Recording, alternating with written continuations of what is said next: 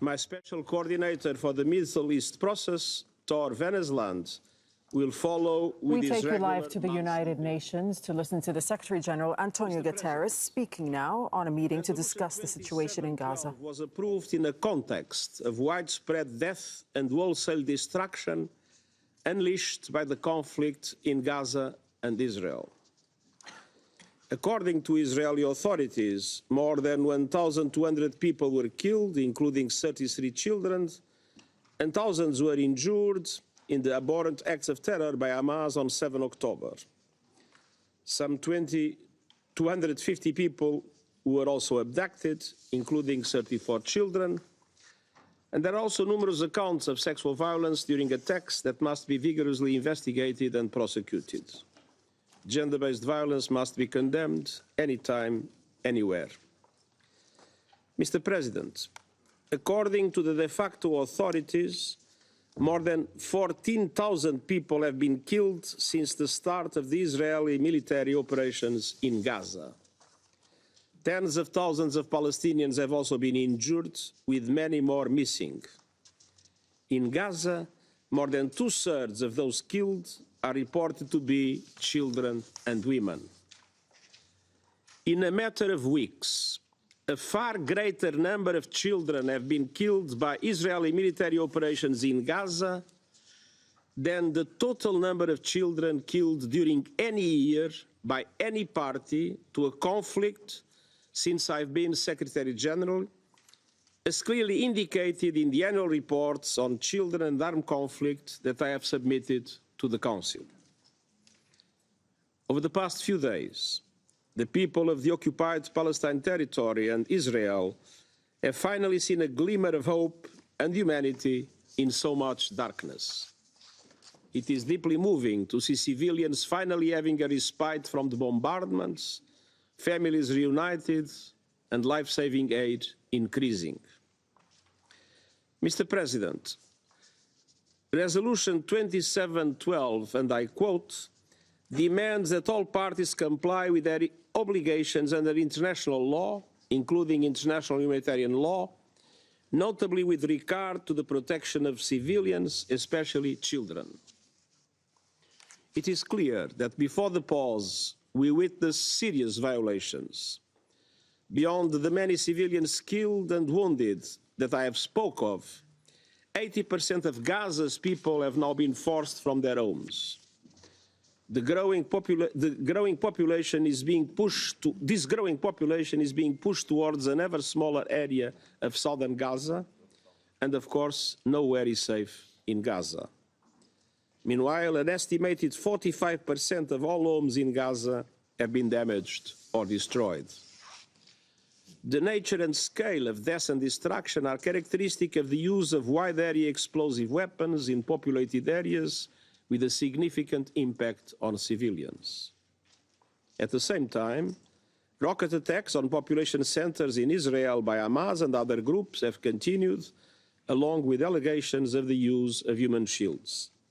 This is also inconsistent with international humanitarian law obligations. Mr. President, I want to stress the inviolability of United Nations facilities which today are sheltering more than 1 million civilians seeking protection under the UN flag. UNRWA shares the coordinates of all its facilities across the Gaza Strip with all parties to the conflict. The agency has verified 104 incidents that have impacted 82 UNRWA installations, 24 of which happened since the adoption of the resolution. A total of 218 internally displaced people sheltering in UNRWA schools have reportedly been killed and at least 894 injured. In addition, it is with immense sadness and pain that I report that since the beginning of the hostilities, 111 members of our UN family have been killed in Gaza. This represents the largest loss of personnel in the history of our organization. Let me put it plainly. Civilians, including United Nations personnel, must be protected. Civilian objects, including hospitals, must be protected. UN facilities must not be hit. International humanitarian law must be respected by all parties to the conflict at all times. Mr. President, Security Council Resolution 2712 calls, and I quote, for urgent and extended humanitarian pauses and corridors throughout the Gaza Strip to enable full, rapid, safe and unhindered humanitarian access. End of quote. I welcome the arrangement reached by Israel and Hamas with the assistance of the governments of Qatar, Egypt and the United States. We are working to maximize the positive potential of this arrangement on the humanitarian situation in Gaza. The pause has enabled us to enhance the delivery of aid into and across Gaza. For example, for the first time since 7th October, an interagency convoy delivered food, water, medical supplies and shelter items to northern Gaza, especially to 4 UNRWA shelters in Jabalia camp. Prior to this, minimal or no assistance had reached these locations, even as tens of thousands of people had crowded there for shelter. Also, for the first time, supplies of cooking gas entered Gaza, where people waited in lines that extended for 2 kilometers. In the south, where the needs are dire, UN agencies and partners have increased both the amount of aid delivery and the number of locations reached. And I express my appreciation to the government of Egypt for their contribution in making this assistance possible. But the level of aid to Palestinians in Gaza remains completely inadequate to meet the huge needs of more than 2 million people. And although the total volume of fuel allowed into Gaza has also increased, it remains utterly insufficient to sustain basic operations. Civilians in Gaza need a continuous flow of life-saving humanitarian aid and fuel into and across the area. Safe and unimpeded humanitarian access to all those in need is critical. Humanitarian partners carried out several medical evacuations from North to South Gaza, including to transport dozens of premature babies, as well as spinal and dialysis patients from Shifa and Al-Ahli Anglican hospitals. Several critically ill patients have also been evacuated for treatment in Egypt. Hospitals across Gaza lack the basic supplies, staff and fuel to deliver primary health care at the scale needed, let alone safely treat urgent cases. The medical system has broken down under the heavy caseload, acute shortages and the impact of hostilities. Mr. President, Security Council Resolution 2712 calls for, and I quote, the immediate and unconditional release of all hostages held by Hamas and other groups. The arrangements announced on 22 November has so far led to the release over 5 days of 60 hostages, 29 women, 31 children, held by Hamas and other groups since 7 October. Outside the arrangement, during the same period, another 21 hostages were released. This is a welcome start, but as I have been saying from day one, all hostages must be released immediately and unconditionally. Until then, they must be treated humanely, and the International Committee of the Red Cross must be allowed to visit them. The arrangement also saw the release of 180 Palestinian prisoners and detainees from Israeli jails, mostly women and children. Mr. President, Security Council Resolution 2712, and I quote, calls on all parties to refrain from depriving the civilian population in the Gaza Strip of basic services and humanitarian assistance indispensable to their survival, consistent with international humanitarian law. Much more is required to begin to address human needs in Gaza. Water and electricity services must be fully restored. Food systems have collapsed and hunger is spreading, particularly in the north. Sanitary conditions in shelters are appalling, with few toilets and sewage flooding posing a serious threat to public health.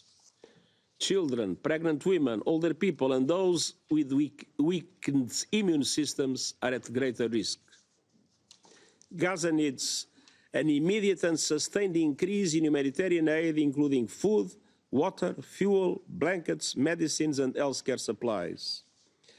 It is important to recognize that the Rafah border crossing does not have enough capacity, especially taking into account the slow pace of security procedures.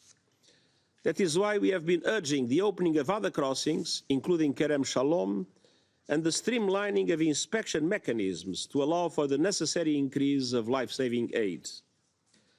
But humanitarian aid alone will not be sufficient.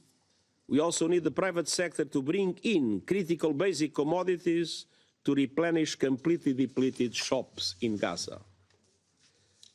Mr. President, finally, Security Council Resolution 2712, and I quote, underscores the importance of coordination, humanitarian notification and deconfliction mechanisms to protect all medical and humanitarian staff, vehicles including ambulances, humanitarian sites and critical infrastructure, including UN facilities. A humanitarian notification system is now in place and is being constantly reviewed and enhanced, including through plans for additional civil military experts to support coordination. Mr. President, I welcome the adoption of Resolution 2712, but its implementation by the partners matters most.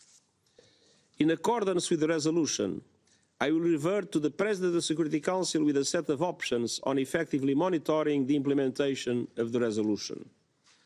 I have already established a working group composed of the Department of Political and Peacebuilding Affairs, the Department of Peace Operations, the Office for the Coordination of Humanitarian Affairs, and the Office of Legal Affairs to urgently prepare proposals in this regard. So far, it is clear that implementation has been only partial at best, and it was woefully insufficient. Ultimately, we know that the measure of success will not be the number of trucks dispatched or the tons of supplies delivered, as important as these are. Success will be measured in lives that are saved, suffering that is ended, and open dignity that is restored. The people of Gaza are in the midst of an epic humanitarian catastrophe before the eyes of the world. We must not look away. Intense negotiations are taking place to prolong the truce, which we strongly welcome, but we believe we need a true humanitarian ceasefire. And we must ensure the people of the region finally have a horizon of hope by moving in a determined and irreversible way towards establishing a two-state solution on the basis of United Nations resolutions and international law, with Israel and Palestine living side by side in peace and security. Failure will condemn the Palestinians, Israelis, the region and the world to a never-ending cycle of death and destruction, and I thank you.